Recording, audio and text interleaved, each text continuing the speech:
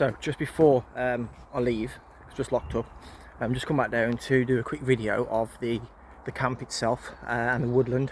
So it's a 250 acre woodland split into 4 acre plots, I think, here from what Chris said.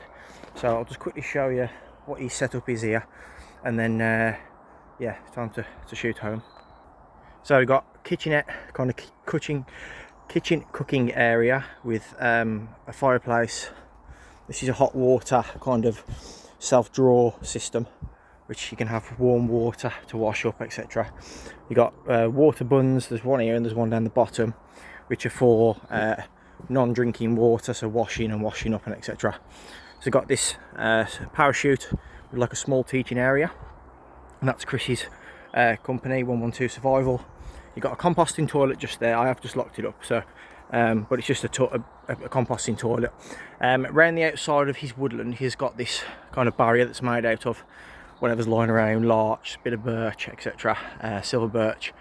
It's just so when his clients come here for courses and etc., or when people come and hire the woodland, if you get lost, you can just hit one of the outer barriers, turn left or right, and eventually you'll make it back to the main camp, which is just behind me. You've got this kind of tent set up, which is a bit of an emergency shelter. So there's some beds in there and some other bits and bobs and some storage bits. Axe throwing area, we didn't use that this weekend, but I'm going to purchase a cheap axe and do a bit when I'm up here next, I think. So yeah, gonna quickly walk down this track. So this is just the track that's down to the kind of canvas tent area, which is where we've stayed this weekend. So as you can see, it's a very nice woodland, quite sparse underneath because there's a lot of deer that come through that eat all the lower kind of undercroft of the trees.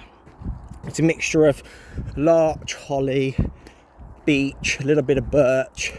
So yeah, it's a nice mixture of woodland.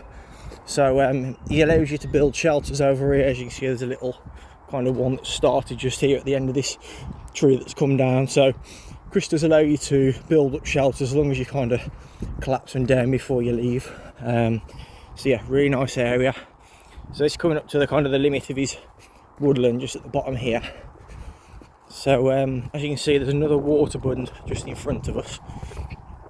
He does allow shooting of air rifles and archery here on the designated kind of range area down the bottom, which I'll show you.